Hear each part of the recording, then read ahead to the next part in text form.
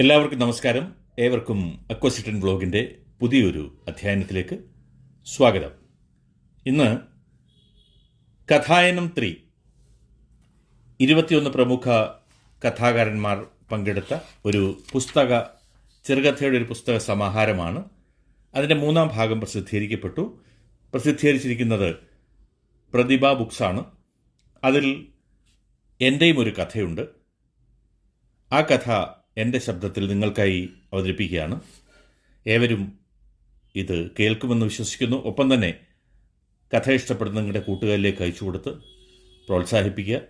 ഒപ്പം തന്നെ എൻ്റെ ഈ ചാനൽ ഇതുവരെ സബ്സ്ക്രൈബ് ചെയ്യാത്തവരുണ്ടെങ്കിൽ please subscribe me, like and share. Okay, അപ്പോൾ നമുക്ക് കഥയിലേക്ക് കിടക്കാം.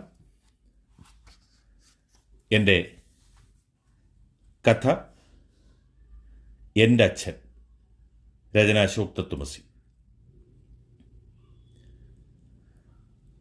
അലസമായി ഒഴുകിയെത്തിയ കാറ്റ് ആരോടും അനുവാദം ചോദിക്കാതെ തുറന്നു കിടന്ന ജനാലയിലൂടെ നുഴഞ്ഞെത്തി അവിടമാകെ ഒരു ആശുപത്രി ഗന്ധം പരത്തി. തൊട്ടുപിറകെയെത്തിയ അടുത്ത കാറ്റ് ആ ഗന്ധം പാടെ ഊതിമാറ്റി കുന്തിരിക്കമോ സാമ്പ്രാണിയോ പുകച്ച ഗന്ധം പരത്തി.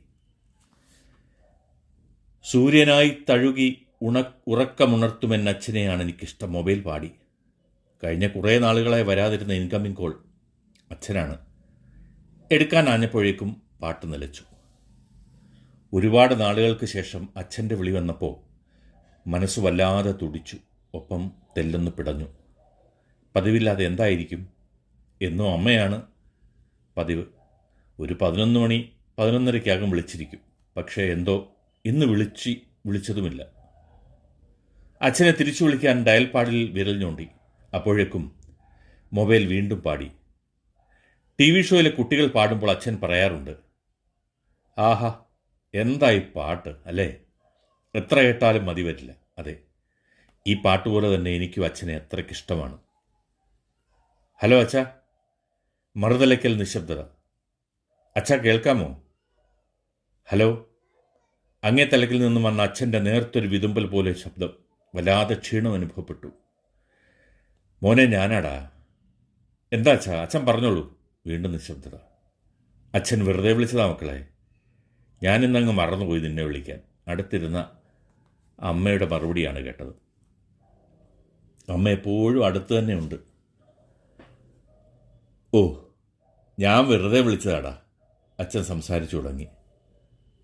ഇങ്ങനൊരു കിടപ്പല്ലേ കുഞ്ഞെ? പോരാത്തതിന് ഇന്ന് വെളുപ്പിനൊരു ദുസ്വപ്നവും കണ്ട് പേടിച്ചു.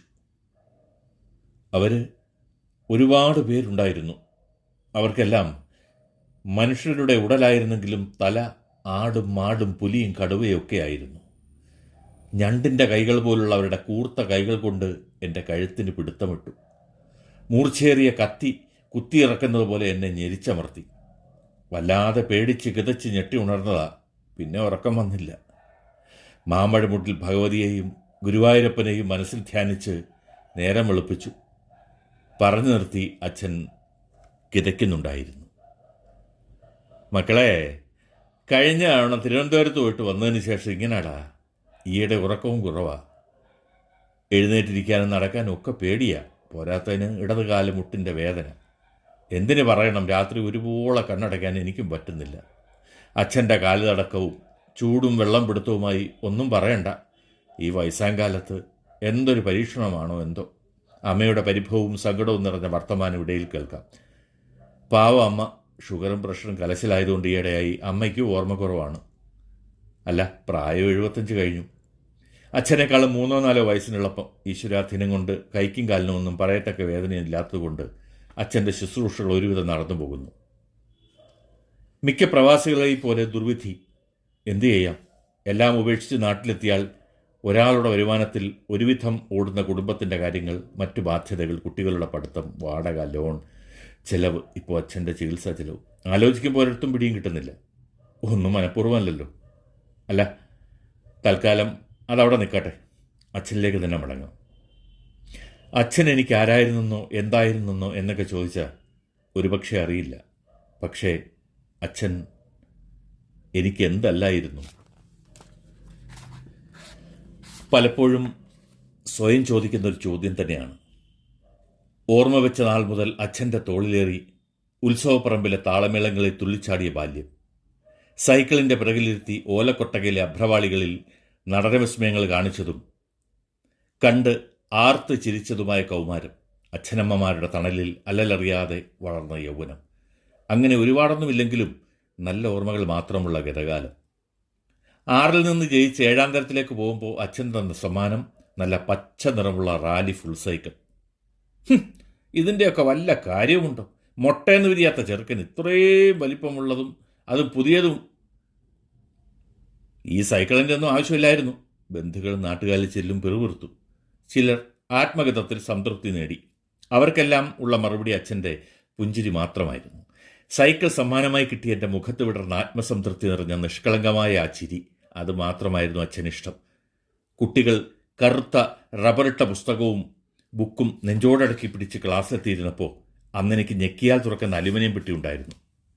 അതിലൊന്ന് തൊടാൻ, ഒന്ന് ഞെക്കി തുറക്കാൻ ഉച്ചയ്ക്ക് അവർക്ക് ഉച്ചഭക്ഷണമായി കിട്ടിയിരുന്ന വട്ടയിലയിൽ പൊതിഞ്ഞ ഉപ്പുമാവ് തന്നിരുന്ന എത്രയോ കൂട്ടുകാർ.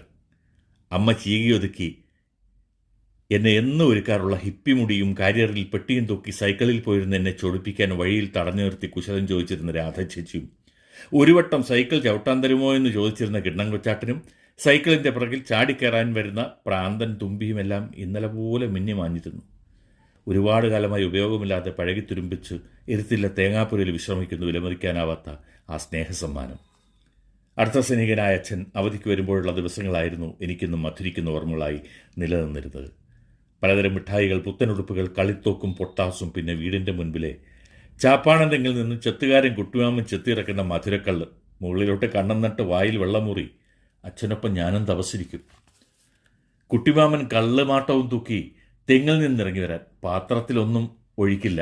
കൈക്കുമ്പിളിലേക്ക് പകർന്നു തരുന്ന ഇളം തണുപ്പുള്ള മധുരക്കള്ള് ആവോളം മോന്തും. അച്ഛൻ പുഞ്ചിരിയോടെ അത് നോക്കി നിൽക്കും. അപ്പോഴേക്കും അടുക്കളയിൽ നിന്ന് അമ്മയുടെ ശബ്ദം ഉയരും. എടാ രാമൻകുട്ടിയേ, മതി മതി, അച്ഛനെ മോനെ വഷളാക്കല്ലേ. മറുപടി ഒരു ചിരിയിലൊതുക്കി കുട്ടിമാമൻ അടുത്ത വീട്ടിലെ തെങ്ങിയെത്താനായി നടന്നു നീങ്ങുമ്പോൾ പറയും, ചേച്ചിയേ, അടുക്കളയിലെ വാതിലിൻ്റെ അടുത്ത് വെച്ചിട്ടുണ്ട് ദേ കള്ള്, മൊന്തയിൽ നാളെ കള്ളപ്പം ആയിക്കോട്ടെ. കൂടെ കൈപിടിച്ച് നടക്കാനും നടത്താനും ഒക്കെ കരുതലുള്ള ഒരു കൈയുള്ളതുകൊണ്ട് നാളിതുവരെ ഒന്നിനെപ്പറ്റിയും ആലോചിച്ചിട്ടേയില്ല. എല്ലായിടത്തും ചെന്നെത്തുന്ന കരുതലിൻ്റെ ആ കണ്ണുകളൊപ്പമുണ്ടല്ലോ. പലവട്ടം നാട്ടിലേക്ക് പറിച്ചു നട്ടാലോ എന്നാലോചിച്ചതാണ്. അപ്പോഴെല്ലാം അച്ഛൻ്റെ ഉപദേശമെത്തും, എടാ അവിടുത്തെ പോലെയല്ല, ഇവിടെ നാട്ടിലൊക്കെ ഒരു ജോലി തരപ്പെടുക എന്ന് അത്ര നിസ്സാര കാര്യമല്ല. അഥവാ കിട്ടിയാലോ ശമ്പളം തോളെ മുക്കാല. പിന്നെ സ്വതന്ത്രമായി എന്തെങ്കിലും തുടങ്ങിയാലോ അത് പൂട്ടിക്കാതെ അടങ്ങാത്ത ഒരു പറ്റം വേറെയുമുണ്ട് ഇവിടെ. പിന്നെ ഇവിടെ എൻ്റെ അമ്മയുടെയും കാര്യം അതുമാത്രമല്ലേ ഉള്ളൂ. എൻ്റെ പെൻഷൻ തുച്ഛമെങ്കിലും അത് തന്നെ അധികം. കൊച്ചുങ്ങൾ പഠിക്കുകയല്ലേ, എല്ലാം ഇട്ടെറിഞ്ഞ് ഇങ്ങോട്ട് വന്നാൽ എല്ലാം അവതാളത്തിലാകും. ഇപ്പോൾ ഈശ്വരൻ സഹായിച്ച് ഞങ്ങൾക്ക് മറ്റ് അനാരോഗ്യ പ്രശ്നങ്ങളൊന്നുമില്ലല്ലോ. പ്രായമായ അതിൻ്റേതായ ചില ബുദ്ധിമുട്ടുകൾ, അതൊന്നും കാര്യമാക്കട്ടെ. വണ്ടി ഓടുന്നു വരെ ഓടട്ടെ, ബാക്കി അന്നേരം നോക്കാം. അതെ, ഒരു കുഴപ്പമില്ലാതെ ഓടിക്കൊണ്ടിരുന്ന വണ്ടി പണിമുടക്ക് ആരംഭിച്ചത് ഏതാനും മാസങ്ങൾക്ക് മുമ്പായിരുന്നു. ഒട്ടും പ്രതീക്ഷിക്കാതെ ഒരു ദിവസം ഉച്ചയ്ക്കാണ് അച്ഛൻ്റെ വിളി വന്നത്. എടാ മോനെ, ഞാനാ, നീ തിരക്കിലാണോ? എത്ര തിരക്കിലായാലും ഒരുപാട് പ്രതീക്ഷയോടെ വിളിക്കുമ്പോൾ ഞാൻ പറയും, ഇല്ലച്ചാ, അച്ഛൻ പറഞ്ഞോളൂ. എന്താണെന്നറിയില്ല മക്കളെ, 2-3 ദിവസം ആഹാരം കഴിക്കുമ്പോൾ ഒരു തടസ്സം പോലെ നെഞ്ചരിച്ചിൽ ഓക്കാനും. വായു ഇളകിയതാണെന്ന് കരുതി തീരെ വയ്യാന്ന് തോന്നിയത് കൊണ്ടാണ് ഇന്ന് നമ്മുടെ രാജൻ ഡോക്ടറെ ഒന്ന് കാണാൻ വന്നത്. ലക്ഷണമൊക്കെ കണ്ടപ്പോഴേ അദ്ദേഹം എൻഡോസ്കോപ്പിക്ക് എഴുതി. റിസൾട്ട് കണ്ടിട്ട് ഞാൻ ഒറ്റയ്ക്കാണ് വന്നതെന്നറിഞ്ഞപ്പോൾ ഡോക്ടർ വല്ലാതെ കോപിച്ചു. കൂട്ടിന് ആര് വരാനാടാ, എന്തിനാ വെറുതെ ഓരോരുത്തരെ ബുദ്ധിമുട്ടിക്കുന്നത്? അമ്മയോട് പോലും പറഞ്ഞില്ല. ഞാൻ പതുപോലെ നമ്മുടെ സ്കൂട്ടറിൽ ഇങ്ങ് പോന്നു. പിന്നെ ബയോപ്സിക്ക് വായിച്ചിട്ടുണ്ട്. തൽക്കാലം 2-3 മരുന്നൊക്കെ തന്നു. നിൻ്റെ നമ്പർ ഡോക്ടർ ചോദിച്ചിട്ടുണ്ട്, ഞാൻ കൊടുത്തു. ചിലപ്പോൾ അദ്ദേഹം വിളിക്കുമായിരിക്കും. അടുത്ത ദിവസം തന്നെ ഡോക്ടറുടെ വിളി വന്നു. ഹലോ, ഞാൻ ഡോക്ടർ രാജനാണ്. മകനല്ലേ? ഇത്രയും സുഖമില്ലാത്തൊരു മനുഷ്യനെ ഇങ്ങനെ ഒറ്റയ്ക്കൊക്കെ വിടുക എന്ന് പറഞ്ഞാൽ? സാർ അത് അറിയാം, പുള്ളി എല്ലാം പറഞ്ഞിരുന്നു. നിങ്ങളൊക്കെ പുറത്താണെങ്കിൽ ആരെയെങ്കിലും ബന്ധുക്കളെ കൂട്ടി വിടാമായിരുന്നില്ലേ? Gentleman, it's so bad. Sorry sir. പിന്നെ അച്ഛൻ അങ്ങനെയാണ് സർ, കഴിവതും ആരെയും ബുദ്ധിമുട്ടിക്കാറില്ല. സർ, എന്തെങ്കിലും പേടിക്കാൻ? കുറച്ച് പ്രശ്നമാണ്.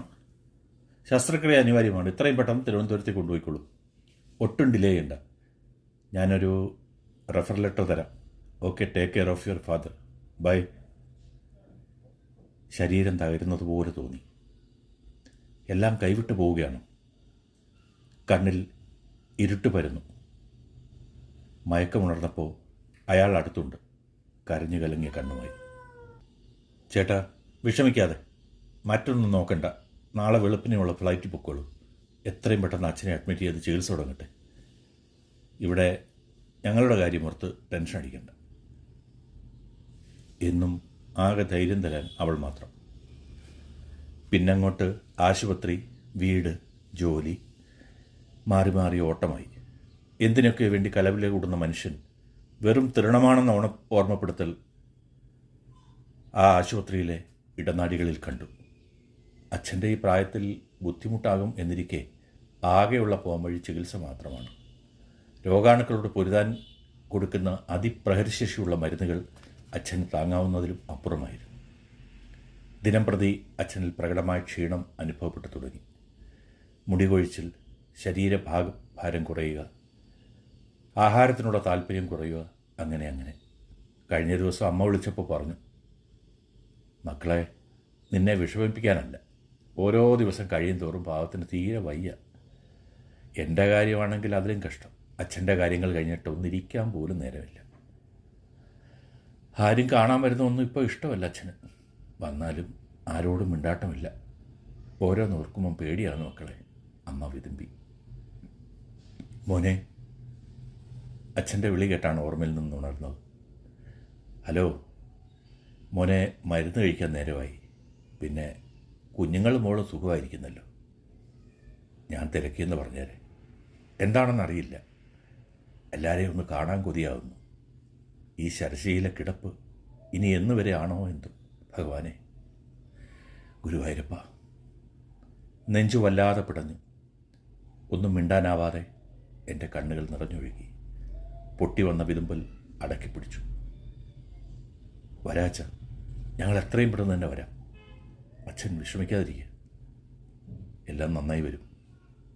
അങ്ങേ തലയ്ക്കൽ അച്ഛൻ്റെ നേർത്ത വിതുമ്പൽ എൻ്റെ കാതിൽ മുഴങ്ങിയോ? പുറത്തെവിടെ നിന്നോ ശക്തിയായ കാറ്റടിച്ച് ജനൽപ്പാളികൾ കൊട്ടിയടച്ചു. ദൂരത്തെവിടെയോ ഇടിവെട്ടുന്ന നേർത്ത ശബ്ദം. മഴയ്ക്കുള്ള പുറപ്പാടാണോ? പെട്ടെന്ന് നടുക്കിക്കൊണ്ട് ശക്തിയായി ഇടിവെട്ടി. എന്തിനെയോ ഭയന്നാകാം പുറത്ത് നായ്ക്കൾ ഓരിയിട്ടു. ചാറ്റൽ മഴയിൽ തുടങ്ങി പതിയെ മഴ ശക്തി പ്രാപിച്ചു. അച്ഛൻ്റെ ഛായാചിത്രത്തിലെ ആ പൂമാല പതിയെ ഇളകി തുടങ്ങിയോ?